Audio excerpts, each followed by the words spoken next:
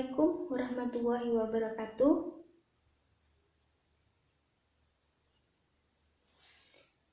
Bagaimana kabarnya hari ini? Sehat semua? Alhamdulillah jika sehat. Semoga kita selalu mendapat rahmat dan lindungan dari Allah Subhanahu wa Ta'ala. Baik, sebelum kita memulai pelajaran kita kali ini, marilah kita berdoa terlebih dahulu agar kita dipermudah dalam mempelajari materi hari ini. Berdoa dimulai menurut keyakinan masing-masing.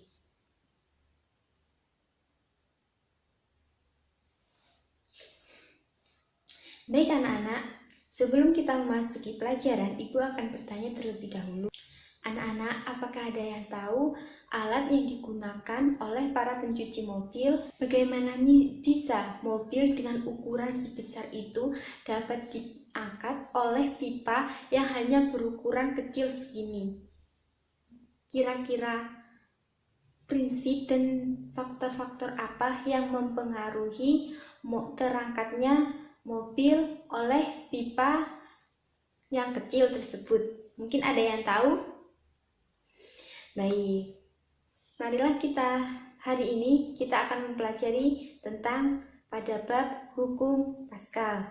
Ada yang tahu apa itu hukum Pascal? Hukum Pascal adalah hukum fisika fluida statis yang menjelaskan bahwa tekanan yang diberikan pada ruang tertutup akan diteruskan ke segala arah dengan sama rata dan juga sama kuatnya. Nah, hukum Pascal ini ditemukan oleh ilmuwan asal dari Prancis, yaitu bernama Blaise Pascal. Hukum yang ia hasilkan ini diberi nama sesuai dengan namanya sendiri. Hal ini untuk memberi penghormatan pada dirinya sendiri. Hukum Pascal ini memiliki arti bahwa tekanan yang ada pada sebuah bejana sama besar di setiap tempat bejana tersebut. Hal inilah yang menjadi prinsip dan dasar dari hukum Pascal. Hukum Pascal ini dirumuskan dengan sangat baik oleh Blaise Pascal, sehingga aplikasinya dapat dimanfaatkan sampai saat ini. Baik, kali ini kita akan memasuki materi. Materi yang kita bahas yang pertama yaitu tentang fenomena dari hukum Pascal. Selanjutnya yaitu ada sejarah dari hukum Pascal, bagaimana hukum Pascal dicetuskan dan juga dirumuskan. Selanjutnya yaitu aplikasi dari hukum Pascal. Kira-kira apa saja ya? Mari kita simak video pembelajaran kita kali ini. Fenomena dari hukum Pascal. Kira-kira apa saja ya? Baik, kalau kita amati, pernahkah kalian mengisi kantong plastik yang diisi dengan air, kemudian dilubangi? Apa yang akan terjadi? Maka plastik tersebut akan bocor kan? Bukan begitu? Nah, jika plastik yang diisi dengan air kemudian kita peras atau kita berikan tekanan, maka air tersebut akan memancar ke segala arah dengan sama kuatnya. Namun, jika air tersebut tidak ditekan atau tidak diberi tekanan, hanya dipegang saja, maka air tersebut, pemancaran dari air tersebut tidak terlalu besar atau hanya mengalir lewat plastik tersebut. Nah, kira-kira apa yang terjadi ketika kamu memeras kantong plastik dengan tekanan yang sangat kuat?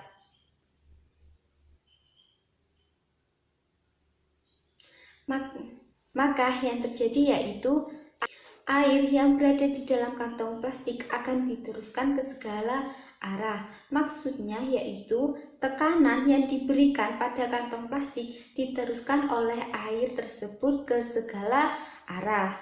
Selanjutnya yaitu air memancarkan dari setiap lubang ke segala arah. Maksudnya yaitu tekanan yang berada di dalam air bekerja ke segala arah.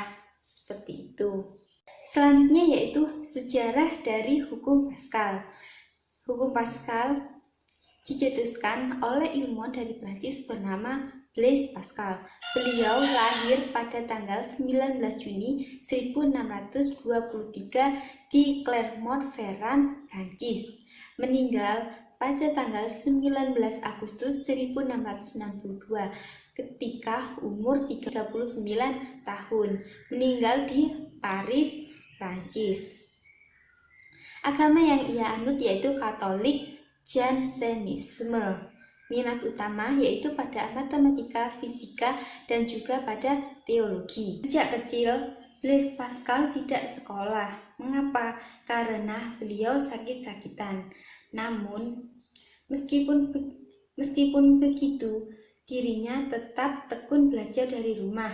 Saat umur 16 tahun, Pascal dapat menuliskan buku kecil mengenai kerucut. Hal inilah yang membuat dirinya dapat membuat kalkulator digital pertama di dunia pada umur 18 tahun.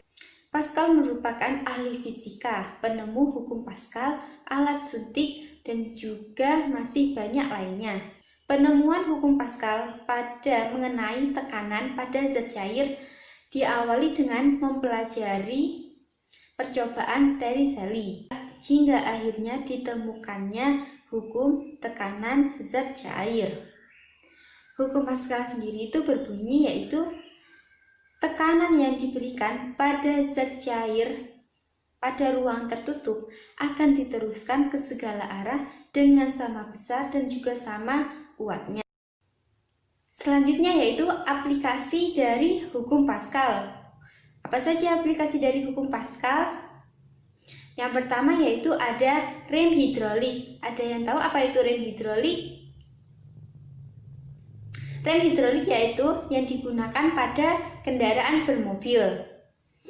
Tak terbayang jika sistem rem pada mobil tidak menggunakan hukum Pascal. Apa yang akan terjadi? Nah, maka sang pengemudi akan memberikan tekanan yang sangat besar untuk memberhentikan mobil yang sedang melaju. Akan tetapi dengan menerapkan hukum Pascal tersebut pada rem hidrolik, maka pengemudi hanya memberikan gaya kecil untuk memberhentikan mobil yang sedang melaju. Gaya ini berupa injakan kaki pada pedal rem. Sangat mudah bukan? Prinsip kerja dari rem hidrolik yaitu sesuai dengan namanya rem hidrolik atau hidro, merupakan sistem penyalur rem yang menggunakan cairan atau hidro. Kan hidro merupakan cairan. Cairan yang digunakan adalah sejenis fluida yang memiliki ketahanan yang sangat tinggi. Sistem pengereman pada rem hidrolik bekerja sesuai dengan bunyi atau prinsip dari hukum Pascal, yaitu tekanan yang diberikan pada zat cair di dalam ruang tertutup akan diteruskan ke segala arah dengan sama besar dan juga sama ratanya. Hal ini menunjukkan bahwa ketika pedal rem ditekan, tekanan itu akan diteruskan ke akuator rem dengan besar sesuai gaya penekanan pengguna atau sesuai dengan gaya tekannya terhadap pedal rem. Hal inilah yang menjadi dasar dan prinsip kerja rem hidrolik. Yaitu ada dongkrak hidrolik. Pernahkah kamu melihat orang mengganti ban mobil?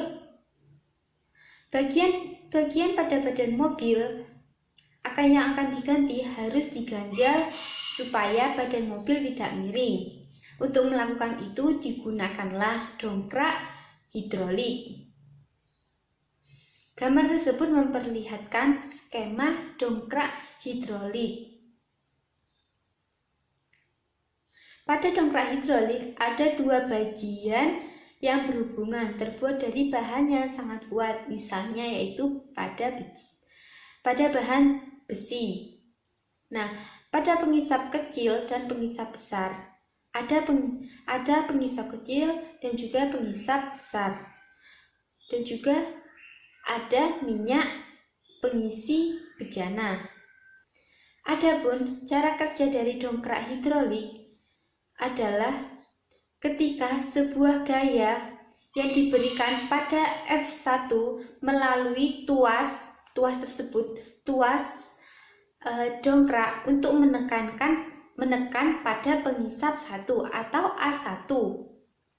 Tekanan ini akan diteruskan oleh minyak ke segala arah. Oleh karena dinding bejana tersebut terbuat dari bahan yang sangat kuat, gaya inilah yang cukup untuk mengubah bentuk bejana. Satu-satunya jalan yaitu tekanan ini akan diteruskan oleh minyak ke pengisap besar atau A2, sehingga tekanan pada P1 pada pengisap kecil A1 dapat dituliskan dengan rumus P1 sama dengan F1 per A1. Tekanan ini akan sama dengan tekanan yang diberikan pada A2. Ingat hukum Pascal tadi. P1 sama dengan P2. Sehingga F1 per A1 sama dengan F2 per A2. Sehingga F2 gaya yang dihasilkan atau F2 adalah A2 per A1 dikalikan dengan F1. Selanjutnya yaitu mesin hidrolik pengangkat mobil.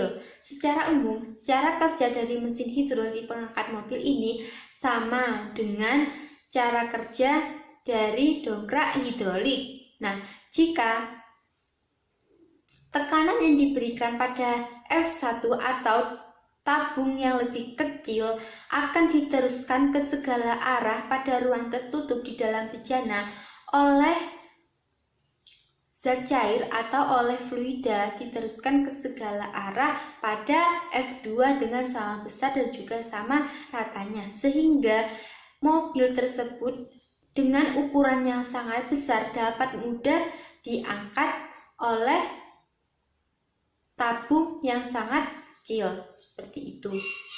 Baik, mungkin itu pelajaran kita kali ini tentang pembahasan hukum Pascal. Semoga pelajaran kita kali ini dapat bermanfaat dan juga dapat mengerti bagi kalian semua. Sebelum kita menutup pelajaran kita kali ini, marilah kita berdoa terlebih dahulu agar ilmu yang kita dapatkan dapat bermanfaat bagi diri kita sendiri dan juga bagi kita semua. Berdoa dimulai menurut keyakinan masing-masing.